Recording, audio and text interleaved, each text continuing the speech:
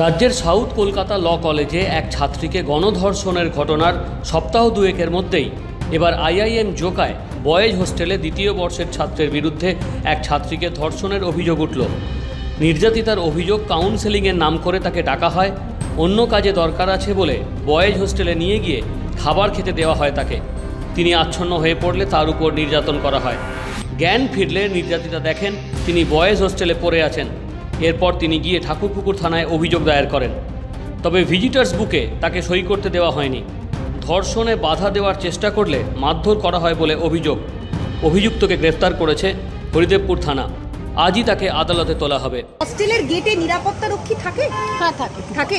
হস্টেলে ঢুকতে গেলে কি নিয়ম পালন করতে হয় সেটা আমি বলতে পারবো না, কারণ আমি এখানে রান্না করি তো ওই দিকে আমি যাই না। তবু আপনি যেখানে যান সেখানে কি কোনো রকম সিকিউরিটি গার্ড আছে, সেখানে সবাইকে মানে এই যে কিছু শুনেছেন এখানে কোন জায়গায় এন্ট্রি করতে হয়?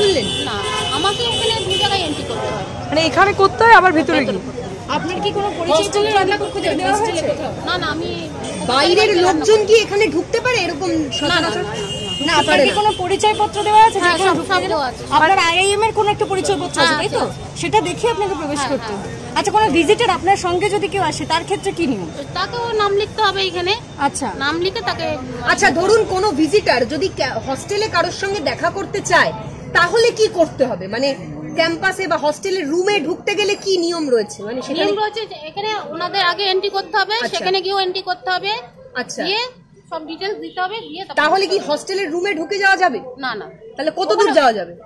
ওইখানে সিকিউরিটি গার্ডের সঙ্গে কথা বলতে হবে, তারপরে ঢুকতে দেবে। এখানে চেকিং করার পর আবারও সিকিউরিটি। হ্যাঁ, সেই ওখানে কি রুমে ঢোকা যাবে? মানে নাম দিয়ে দিলে রুমে চলে যাওয়া যাবে? Bureau report, Bangabarta.